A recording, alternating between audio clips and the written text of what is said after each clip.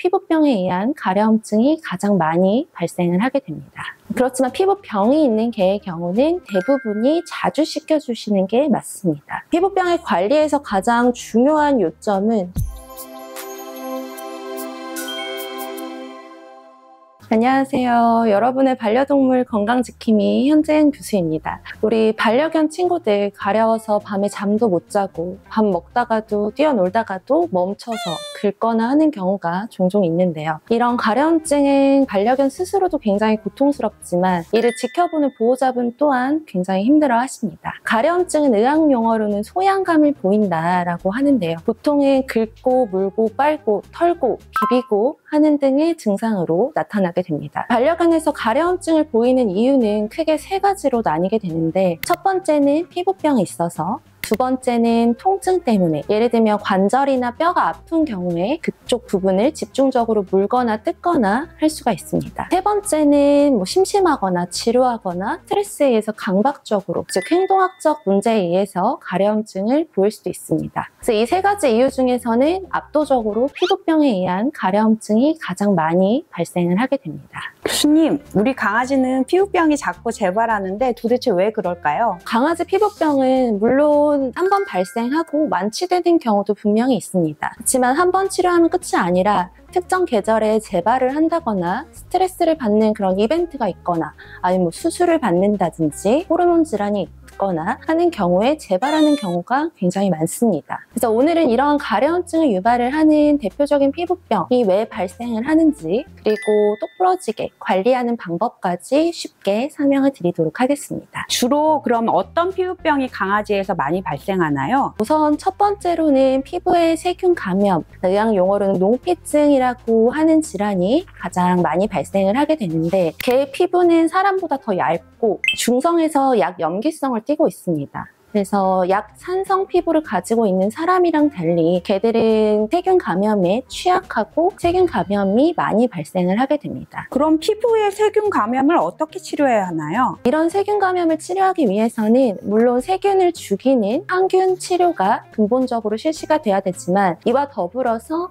알레르기성 피부염과 같은 원래 가지고 있는 기저질환을 함께 관리를 해야 됩니다. 그렇지 않으면 감염에 취약한 피부 상태가 지속이 되게 되고, 특히 그런 스트레스를 받는 이벤트가 있거나 발정기거나 아니면 면역력이 떨어지는 상황에서 감염이 악화되어 증상이 나타날 수가 있습니다. 이를 치료하기 위해서는 항생제를 복용을 하는 게 근본적인 치료법이지만, 항생제 내성이라는 개념이 사람이나 우리 반려동물 모두 증가하고 있고, 이는 진짜로 필요한 상황에 항생제가 제대로 듣지 않을 수가 있습니다. 그래서 항생제를 쓸 때 중간중간 빼먹고 안 먹인다거나 아니면 조기 중단을 하는 거는 우리 강아지들에게 감염된 세균을 강한 슈퍼박테리아로 훈련시키고 키우는 꼴이 된다라고 생각을 하셔야 됩니다. 피부병이 있을 때는 샴푸를 꼭 사용해야 할까요? 샴푸는 굉장히 효과적인 치료법이고 모든 감염 치료에서 반드시 요구되는 치료법입니다. 최근에 세계 농피증 가이드라인이 개정돼서 발표가 됐는데, 경미한 표제에 감염된 농피증의 경우에는 항균 효과가 있는 샴푸로 약욕을 하는 단독 치료를 권장을 하고 있습니다. 샴푸를 얼마에 한 번씩 씻겨야 되냐, 빈도를 되게 궁금해 하시는 경우가 많은데, 사실 건강한 피부를 가진 개의 경우는 양육 환경에 따라 좀 다르긴 하지만 3, 4주에 한 번씩만 씻기시면 됩니다. 그렇지만 피부병이 있는 개의 경우는 대부분이 자주 씻겨주시는 게 맞습니다. 대부분의 경우는 최소 일주일에 한 번 정도는 씻겨주셔야 되고, 증상이 얼마나 심하냐에 따라 그 이상 씻겨주셔야 되는 경우도 많습니다. 특히 자주 씻겨주시는 보호자분의 반려견들은 먹는 약이나 주사 처방을 확실히 덜 하게 되고 치료 기간도 확연히 단축이 되게 됩니다. 특히 농피증이 계속 재발하는 환자의 경우는 보호자분의 적극적인 참여가 반드시 필요하고, 이는 약물 치료를 최소화할 수 있습니다. 두 번째 질환은 알레르기성 피부염입니다. 알레르기성 피부염은 전 세계적으로 10마리 중에 적어도 한두 마리 이상이 가지고 있을 정도로 굉장히 흔한 피부 질환입니다. 국내에서 주로 발생하는 알레르기성 피부염은 아토피와 시계 알러지입니다. 근데 문제는 알레르기성 피부염 환자의 한 20% 이상이 두 가지 이상의 알레르기,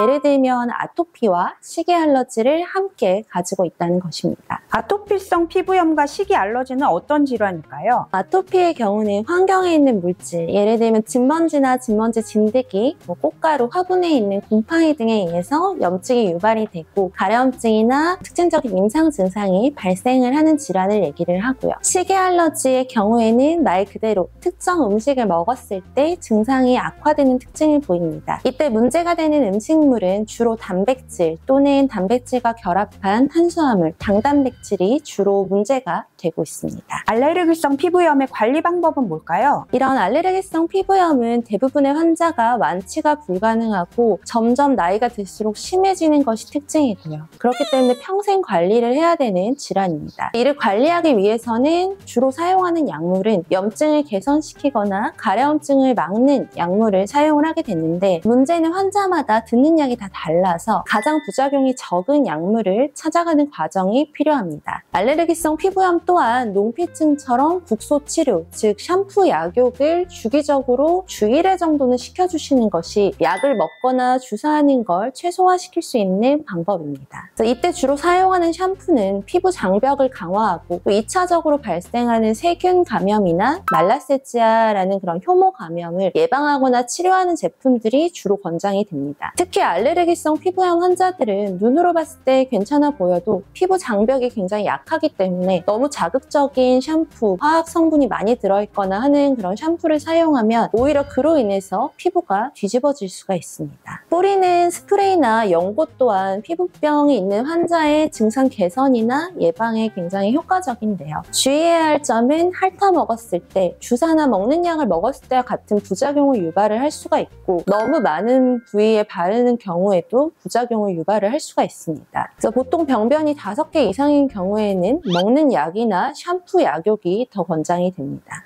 그럼 피부 좋아지는 영양제는 뭘 먹이는 게 좋을까요? 사실 여러 영양제가 시중에 시판이 되고 있지만 사실 과학적으로 어느 정도 효과가 입증됐다라고 한 성분은 약이 아닌 이상은 그렇게 많진 않습니다. 그 예로는 알레르기성 피부염의 경우에는 어느 정도 입증된 영양제는 오메가3 지방산과 유산균 정도입니다. 피부병의 관리에서 가장 중요한 요점은 샴푸, 약욕, 식이 조절, 진먼지 진드기에 알러지가 있는 경우는 담요를 자주 씻겨준다거나 하는 등 집에서 관리를 시켜주시는 게 무엇보다 중요하고요. 또 눈에 보이는 피부가 병변이 완전히 개선이 됐다라고 하더라도 치료를 너무 조기 중단하지 않아야 한다는 점입니다. 저희 진료진도 최선을 다해서 환자의 건강한 피부를 위해서 노력하겠습니다. 깨끗하고 맑은 피부를 위한 보호자분들의 도움도 반드시 필요합니다. 강아지의 피부병은 정확한 진단, 질병에 대한 이해를 기반으로 한 꾸준한 관리가 반드시 요구됩니다. 오늘 영상을 우리 아이 피부 건강에 조금 더 관심을 갖는 계기가 되었기를 바랍니다.